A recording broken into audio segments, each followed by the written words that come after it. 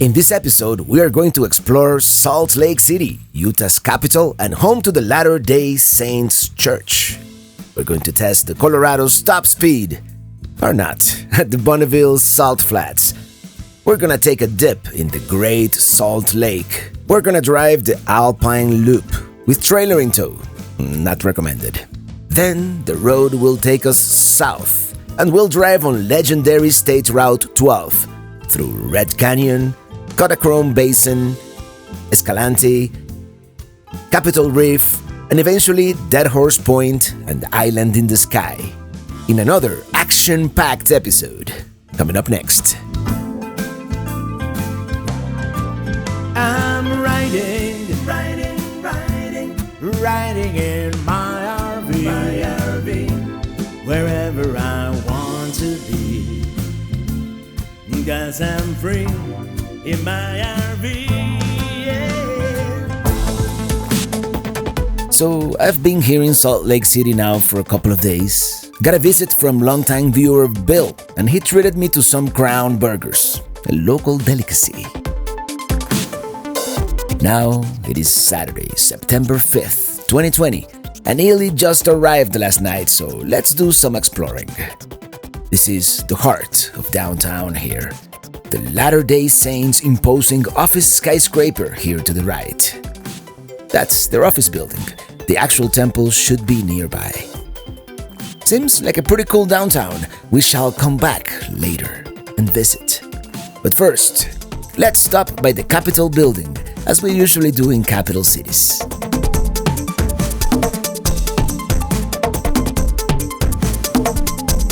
Here we are.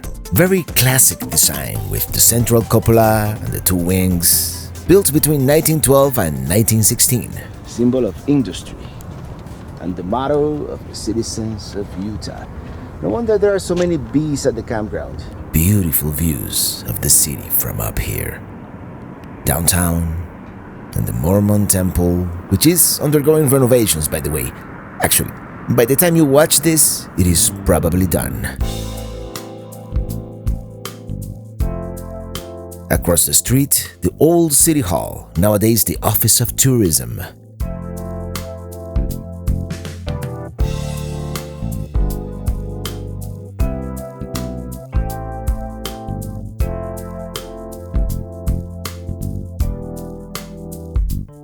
It is such a lovely city, surrounded by mountains. And here's the Mormon Battalion Monument, commemorating the 500 Mormon volunteers who joined the U.S. Army during the Mexican-American War.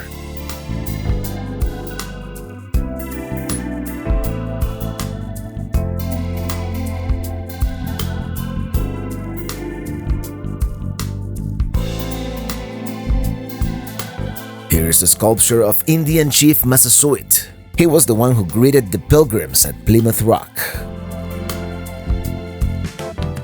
Nice houses up on the hill. Beautiful grounds and beautiful building. One of these days we'll return and go inside. On to our next destination.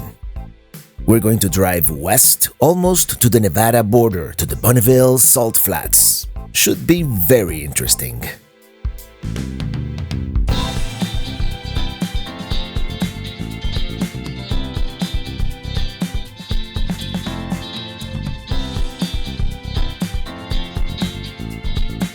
Is that the Great Salt Lake I see? It sure is.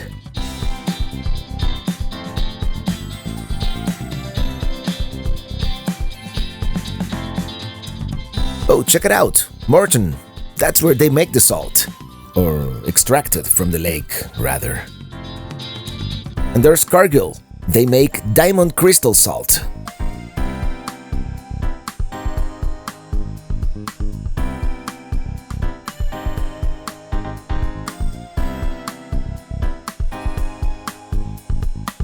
I think we're getting close to the salt flats. I don't know why I get that feeling. And we are approaching this roadside sculpture called the Tree of Utah, built in 1986 by European sculptor Carl Moman. And in the past, you were allowed to stop on the side of the road, take a selfie and all that. but now they have a sign clearly stating emergency stopping only. So that's a buzzkill.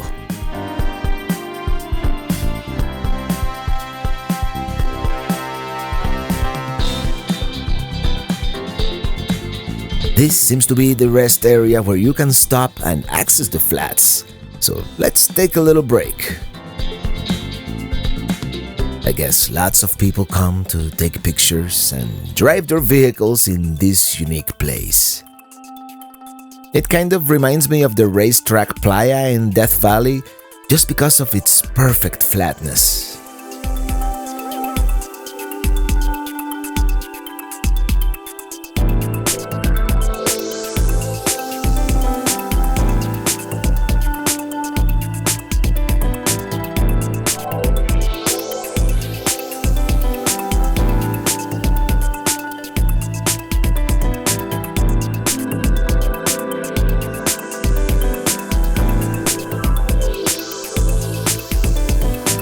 Should I do it or should I not do it?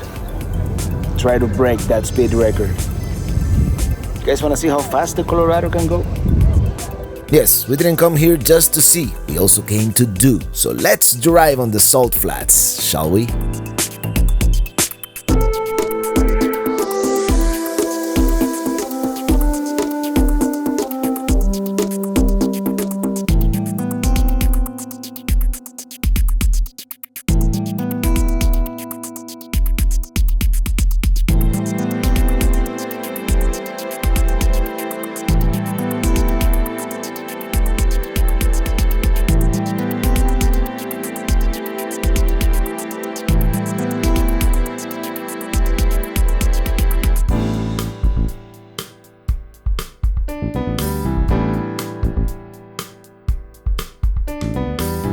I think we've had enough fun for one day, and I totally got disoriented, and I think I got out at the wrong place, but it is still I-80, so let's continue west.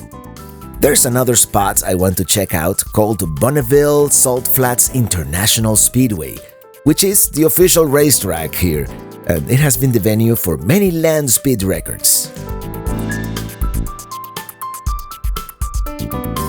It is actually a lot smoother here. No wonder. Since we are so close, let's drive a couple of miles farther west into the town of Wendover, Nevada. Of course, they're gonna have a bunch of casinos, right? Because Nevada, of course. But what happens in Wendover stays in Wendover.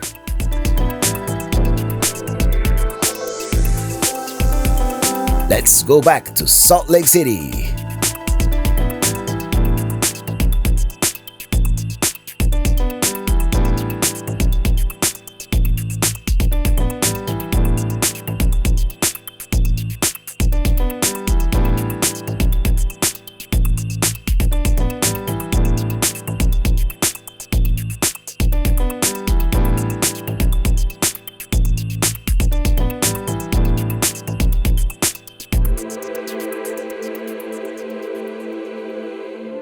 We took a pretty long nap after our trip to the Salt Flats and West Wendover, and now we're gonna try and see some of downtown with the little light we have left.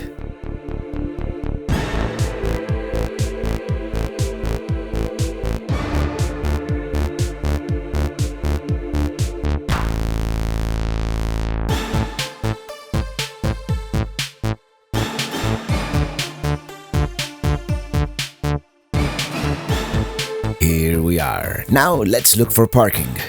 And all this construction here around the Temple Square doesn't really help now, does it?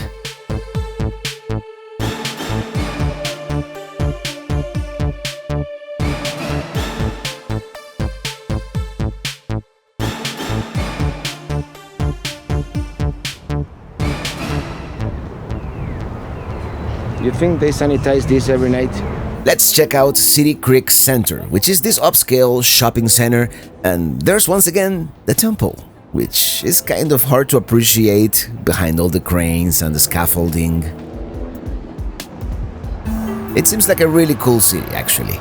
They've got this light rail system. Unfortunately, we won't be able to explore it in depth this time around.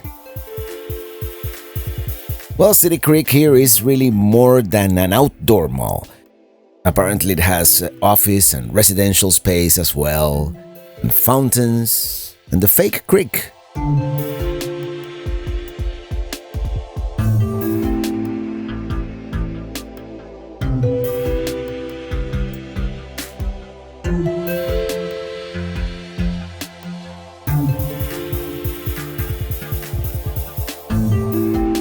Let's go for a stroll around the Temple Square.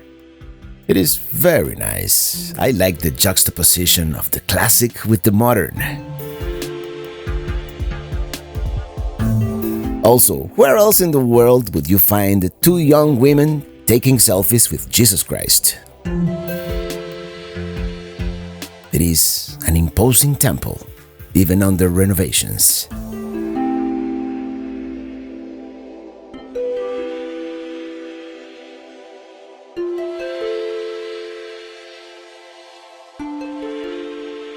Here's the impressive office building belonging to the Church of the Latter-day Saints. There's something about this place that exudes power and wealth. It is very palpable as you walk around the streets of Salt Lake City at dusk.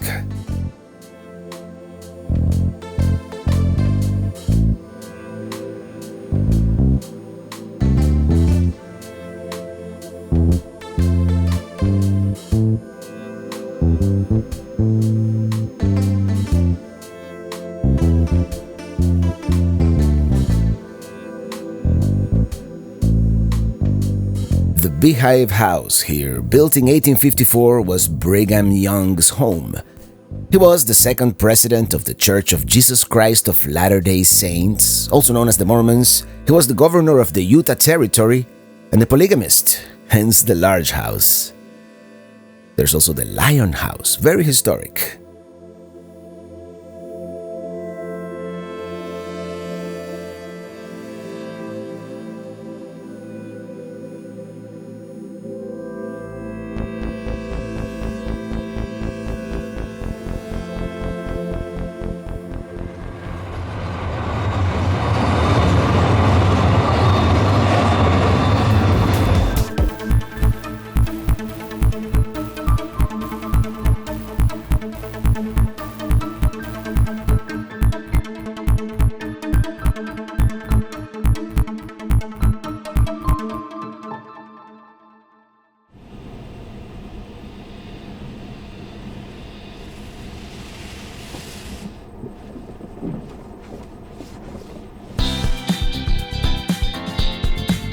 No visit to Salt Lake City would be complete without visiting the Great Salt Lake, right?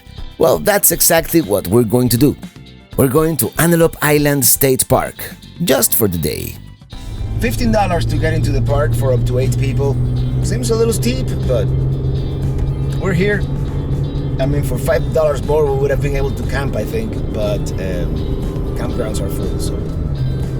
We're gonna see if we can see the lake, maybe do a trail or something like that, and then by noon, or maybe a little later, we'll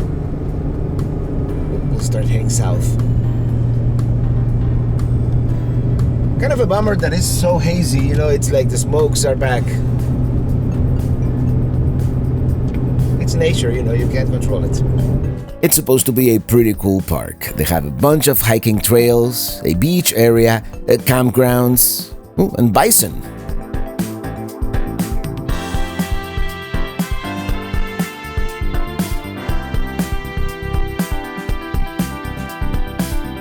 They have some bison sculptures here to greet us. Let's hope we get to see the real ones.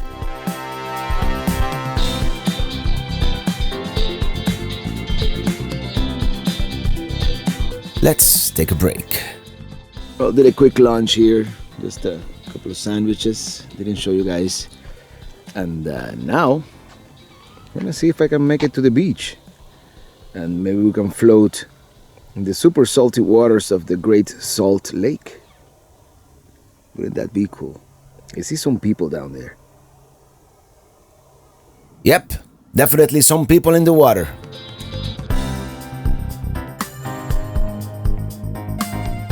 This is the visitor center here, and they have a white bison sculpture. Pretty cool.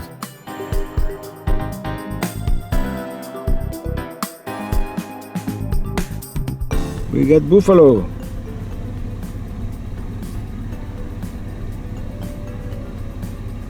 Way out there. All right, let's continue.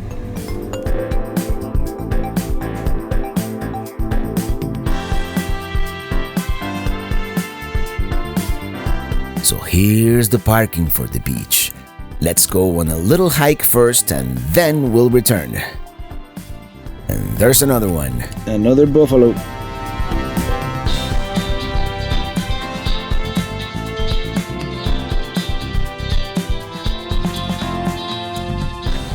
Right, how about my parking skills, huh? Let's go for a little hike. This is called the Buffalo Point and it's like 0.4 miles. It should be easy. So apparently this is it. We are here and it's just a quick loop. And I guess this is it. This is the actual Buffalo Point. It's 0.4 miles one way. Let me tell you, it's actually a little disappointing that it is so hazy because the views here coming up are truly spectacular. That must be one of the campgrounds down there.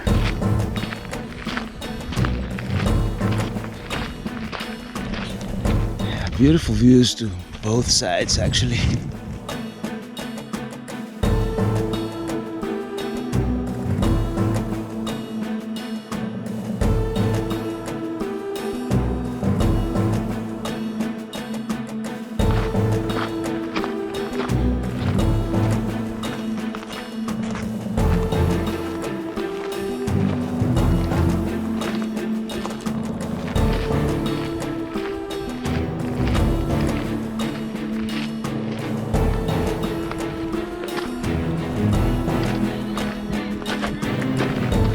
Almost at the top.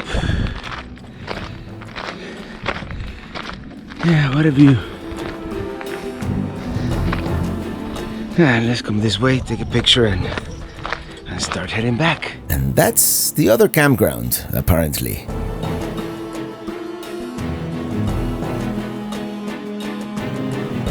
That's a pretty nice view of the Great Salt Lake.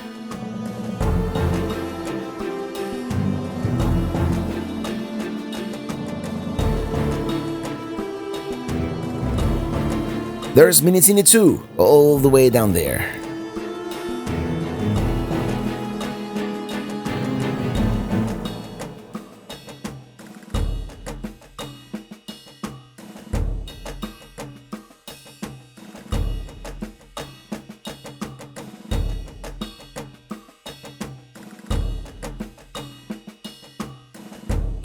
Let's go to the beach.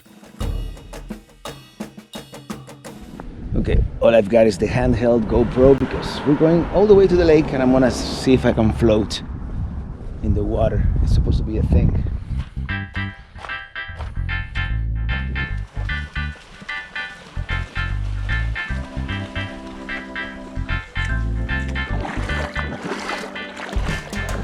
Alright, let's do this. Now we are swimming in the Great Salt Lake. Yeah, I float. All right, everybody, we're floating in the Great Salt Lake.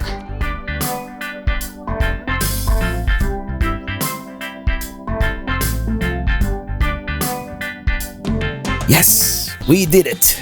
Now that we've checked that off the bucket list, let's continue. The rest of Utah waits.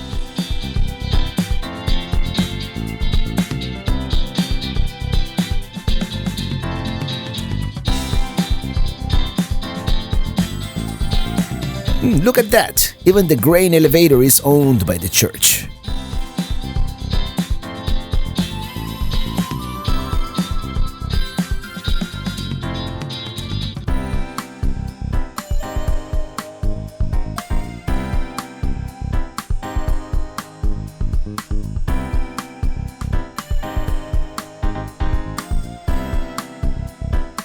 Just a little smoky. Definitely smokier than I'd prefer.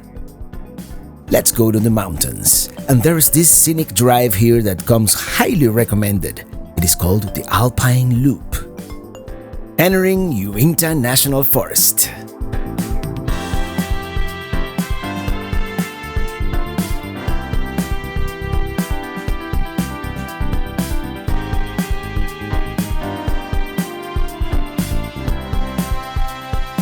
Let's take a break. I'm gonna take a quick lunch here, but check it out.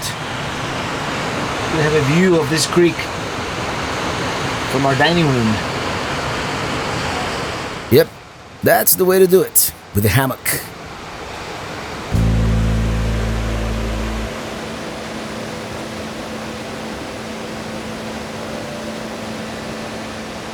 And there's the Minitini II.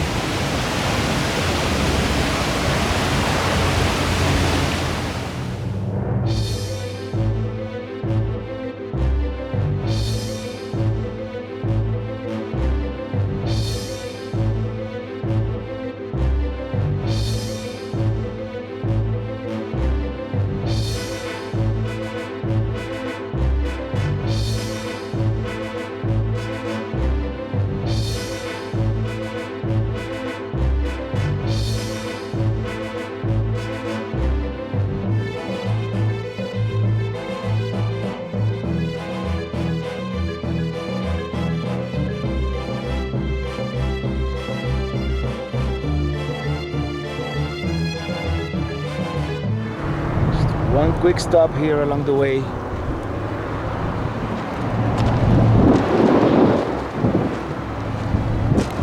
Is fall coming, or is it just me?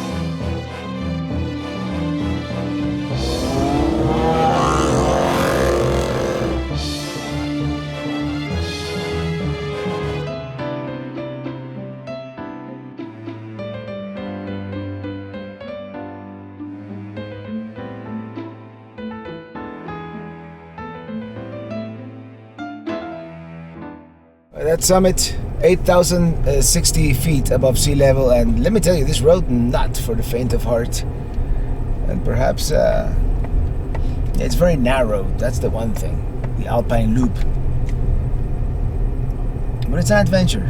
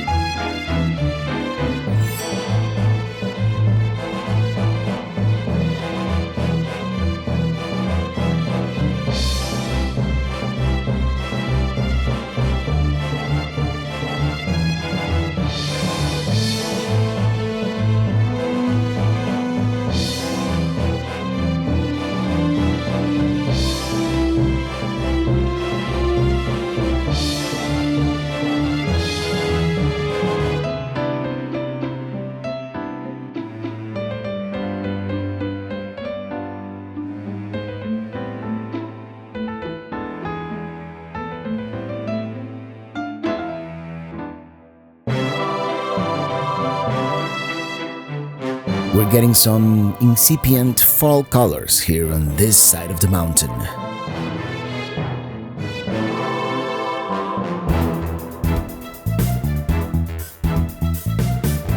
Let's go see a waterfall.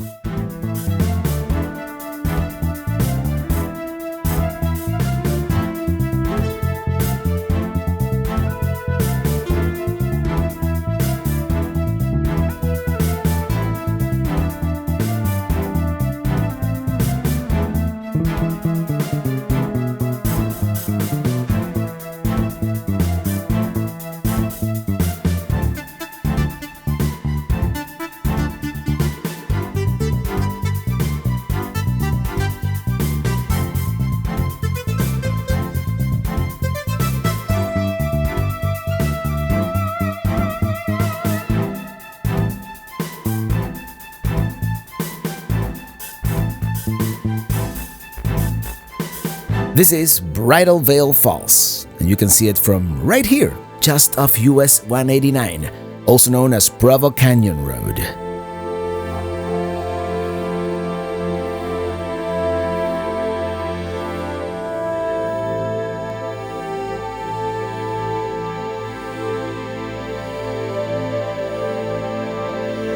It is beautiful. And look at all the people taking a shower.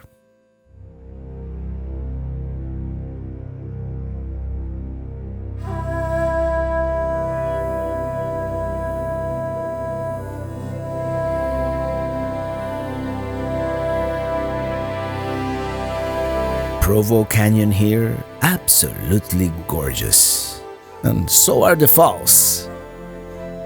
Here's the legend of the falls.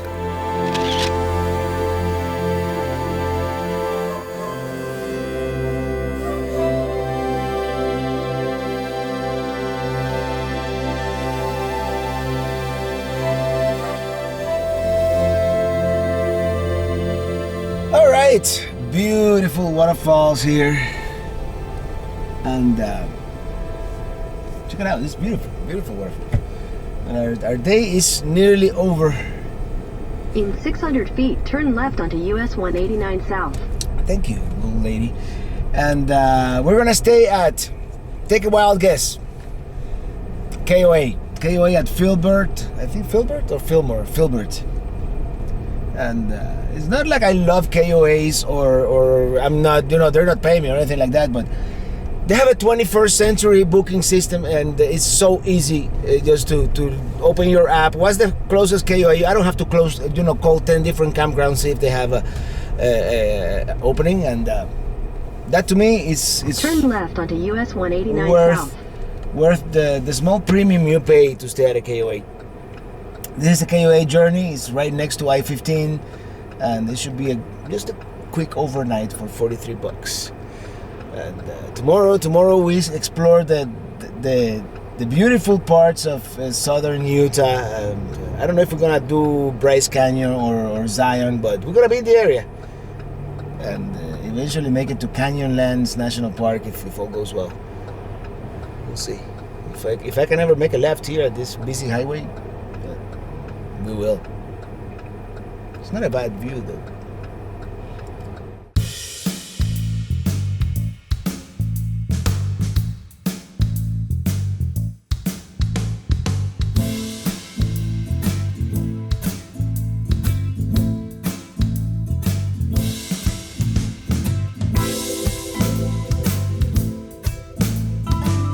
Provo here, pretty good looking town, let me tell ya. We should revisit someday.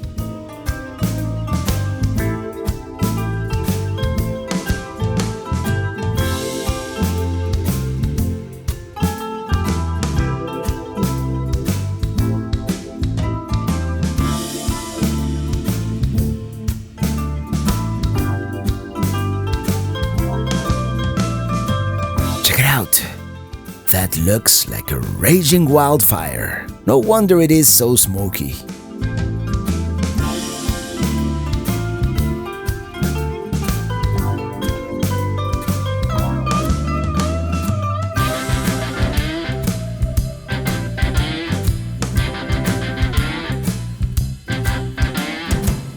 Well, yeah, that's a scary fire.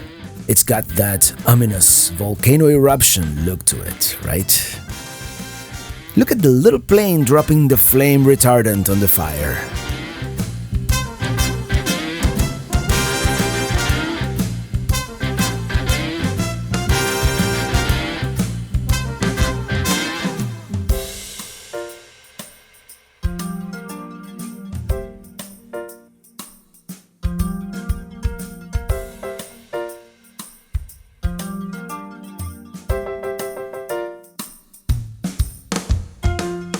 I had every intention of making a 2-hour feature of our time in Utah in 2020, and that movie is coming, eventually.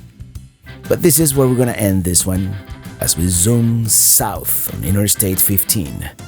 Our destination today, Fillmore, Utah, and from there we're gonna start heading east into the most strikingly beautiful vistas this state has to offer. But more about that on the next episode. Until then, thank you so much for watching, and see you on the road. Well, this is what we're gonna call it. Right here at the Fillmore KOA, and we have this view of these mountains here. Quite nice, actually.